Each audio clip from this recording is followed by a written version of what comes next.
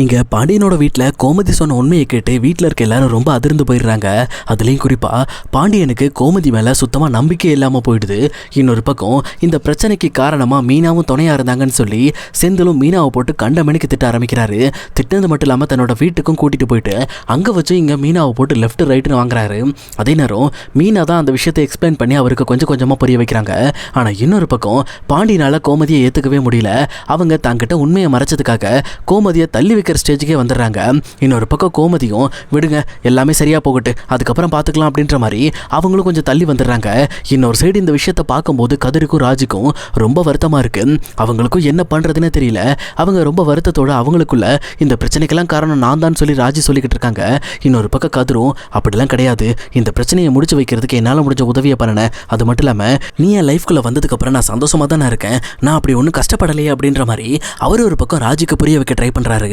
அதே நேரம் ராஜியும் அந்த விஷயத்தை கேட்டதுக்கப்புறம் கதிருக்கு என் கூட வாழ்றதுல விருப்பம் இருக்கு, அவன் என்னை கல்யாணம் பண்ணிக்காம இருந்திருந்தா கஷ்டப்பட்டிருப்பான் அப்படின்ற மாதிரி நான் நினச்சிட்டு இருந்தேன், ஆனால் அப்படி இல்லைங்கிறத அவன் நிரூபிச்சிட்டான் அப்படின்ற மாதிரி இங்கே இவங்க ஒரு பக்கம் ரொம்ப சந்தோஷமா இருக்காங்க. இப்படி இது ஒரு பக்கம் முடிஞ்சு அந்த நாளும் ஃபுல்லாக கடந்து போகுது. அடுத்த நாள் காலையில் எப்பவும் போல அரசியும் இங்கே காலேஜுக்கு கிளம்பி போகிறதுக்காக தயாராகிறாங்க. அப்படி தயாராகி அவங்க வீட்டில் இருக்கிற யாரையும் கூப்பிடாம நாமளே போயிடலான்னு சொல்லிட்டு காலேஜுக்கு போயிட்டு இருக்காங்க. அப்படி போயிட்டு இருக்க வழியில் குமாரும் அரசியை பார்த்துட்டு இதுதான் சமயம், அவகிட்ட போய் நம்ம இப்போதான் பேசணும் அப்படின்னு சொல்லி ஒரு முடிவு எடுக்கிறாரு. சொல்லப்போனால் இந்த மாதிரி ராஜியை அவங்க அண்ணன் கதிர் கல்யாணம் பண்ணியிருக்கான், அதுக்கு துணையா கோமதி தான் இருந்திருக்காங்க அப்படிங்கிற விஷயத்தை கேள்விப்பட்டதுக்கப்புறம் குமாருக்குள்ள இன்னுமே பாண்டியன் குடும்பத்து மேலே கோபம் அதிகமாயிடுச்சு. அதனால அவங்க அரசி போகிற வழியை மறைக்கிறாங்க. மறைச்சது மட்டும் இல்லாமல் அரசி நில்லு, உங்ககிட்ட நான் பேசி ஆகணும் அப்படின்ற மாதிரி சொல்கிறாங்க. அப்போ இதை கேட்ட அரசியும் நீ என்கிட்ட பேசுறதுக்கு ஒன்றும் இல்லை, ஒழுங்காங்கிறது கிளம்பு அப்படின்ற மாதிரி இவங்க கோவப்பட்டு அங்கேருந்து குமார் அனுப்ப பார்க்குறாங்க. ஆனால் குமாரும் நீ என்ன வேணாலும் சொல்ல அரசி, கண்டிப்பாக நான் உன்னை விட்டுட்டு போக மாட்டேன். சொல்லப்போனால் உன் அம்மாவும் அண்ணனும் சேர்ந்து எங்கள் தங்கச்சியோட வாழ்க்கையை கெடுத்துட்டாங்க, அதுக்கு நான் சரியான தண்டனையை கொடுக்கணும்ல, அதுக்கு நீ எங்கள் வீட்டுக்கு மறுபடியும் மருமகளாக வரணும் அப்படின்ற மாதிரி இங்கே இவர் ஒரு பக்கம் மிரட்டுறாரு. ஆனால் இதை கேட்ட அரசி உனக்கெல்லாம் கொஞ்சம் கூட மூளையே கிடையாதுல்ல, சொல்லப்போனால் என் அண்ணனும் அண்ணியும் ரொம்ப சந்தோஷமாக இருக்காங்க அப்படிங்கிற விஷயத்த புரிஞ்சுக்க தெரியாமல் நீ மறுபடியும் இந்த பிரச்சனையை பெருசாக்கிட்டு இருக்க. அதை விட முக்கியமாக நீ என்ன கல்யாணம் பண்ணணும்னு நினச்சி பட்ட பாடெல்லாம் மறந்துட்டியா, மறுபடியும் என்ன உன் வீட்டுக்கு மருமகளாக கூட்டிகிட்டு போகணும்னு ஆசைப்படுறியா, அது எவ்வளோ பெரிய தப்பு தெரியுமா அப்படின்ற மாதிரி இங்கே அரசி மிரட்ட ஆரம்பிக்கிறாங்க.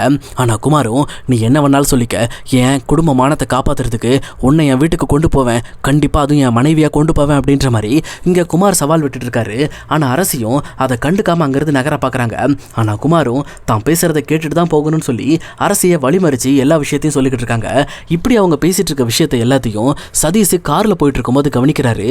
அப்போ அரசியோட முகம் சொல்லிச்சிருக்கிறதையும் இன்னொரு பக்கம் குமார் ரொம்ப கோவமாக பேசுகிற விஷயத்தையும் கவனிச்சுட்டு அரசிக்கு ஏதோ உதவி தேவை போல இருக்குன்னு சொல்லிட்டு அவரும் காரை ஓரமாக நிறுத்திட்டு இறங்கி வந்துட்டு இருக்காரு. ஆனால் அந்த கேப்பில் குமாரும் பேச வேண்டியதெல்லாம் பேசி முடிச்சுட்டாங்கிறத கிளம்பி போயிடுறாங்க.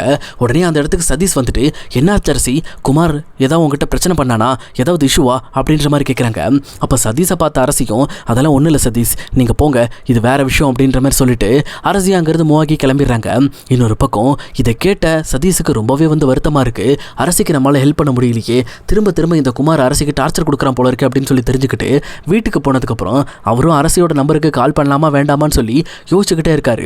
பட் இருந்தாலும் கால் பண்ணுவோம், நம்ம மனசில் பட்டதை பேசுவோன்னு சொல்லிட்டு அவர் அரசிக்கு கால் பண்ணி அரசி நான் சதீஷ் பேசுகிறேன், நான் ரோட்டில் வச்சு பார்க்கும்போது நீ எதுவும் பேசாமே போயிட்ட, சரி வெளியில் எதுவும் பேச முடியாதுங்கிறதுனால தான் நீ போயிருப்பான்னு நினச்சேன், என்ன இஷ்யூ, குமார் அப்படி உங்ககிட்ட என்ன பேசிகிட்டு இருந்தான், நீ அவனை பார்த்து பயந்து பயந்து பின்னாடி போயிட்டு இருந்தியே, ஏதாவது உன்னை மிரட்டினானா, நான் வேணா போய் உனக்காக கேட்கட்டுமா அப்படின்ற மாதிரி கேட்குறாங்க. ஆனால் இது கேட்ட அரசியும் இல்லை நீங்கள் எனக்காக தான் சண்டை போட வேண்டாம், அந்த விஷயத்தை எங்கள் அண்ணனுங்க பார்த்துக்குவாங்க, அவன் தேவையில்லாமல் டீஸ் பண்ணிக்கிட்டு இருக்கான், அதுக்கு சரியான தண்டனை அவன் அனுபவிப்பான், நீங்கள் இந்த விஷயத்தில் தலையிட வேண்டாம் அப்படின்ற மாதிரி அரசி சொல்கிறாங்க. ஆனால் இதை கேட்ட சதீஷும் இல்லை அரசி, உனக்காக நான் எந்த லெவலுக்கு வேணாலும் இறங்குவேன், ஏன்னா உன்னை அந்த அளவுக்கு நான் நேசிச்சுக்கிட்டு இருக்கேன், அந்த குமார் உன்னை டார்ச்சர் பண்ணானா நீ என்கிட்ட கண்டிப்பாக சொல்லணும், உனக்காக நான் நிற்பேன் அப்படின்ற மாதிரி இங்கே சதீஷ் ஒரு பக்கம் சொல்கிறாரு.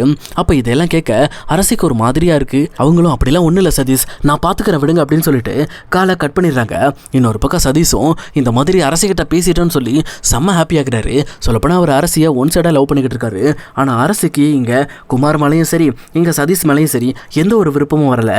அவங்க படிக்கணும், படித்து நல்ல வேலைக்கு போகணும், நம்ம ஒரு நல்ல பொசிஷனில் இருந்தால் தான் நமக்கான மரியாதை நல்லாவே கிடைக்கும் அப்படின்னு சொல்லி அவங்களோட கரியரை நோக்கி ஓடிக்கிட்டு இருக்காங்க. ஆனால் சம்மந்தமே இல்லாமல் இவங்க 2 பேர் தான் 2 பக்கம் அரசியை அடையிறதுக்காக போராடிக்கிட்டு இருக்காங்க. சதீஷ் நல்ல வழியில் போராடுறாருன்னா இன்னொரு பக்கம் குமார் கெட்ட வழியில் போராடிட்டு இருக்காரு. சொல்லப்போனால் இவங்க 2 பேரில் யாரோ ஒருத்தருக்கு தான் அரசி பேராக போகிறாங்க. அது யாராக இருக்கும்னு நீங்கள் நினைக்கிறீங்க? எனக்கு என்னமோ நம்ம குமார் தான் அரசியை கல்யாணம் பண்ண வாய்ப்பு இருக்குன்னு நினைக்கிறேன். இல்லை சதீஷ்க்கும் கிடைக்க வாய்ப்பு இருக்கா அப்படிங்கிறத நீங்கள் தான் சொல்லணும். அது எப்படி நடக்குங்கிறதையும் இனி வரப்போகிற எபிசோட்களை நம்ம கண்டிப்பாக வெயிட் பண்ணி பார்த்துடலாம்.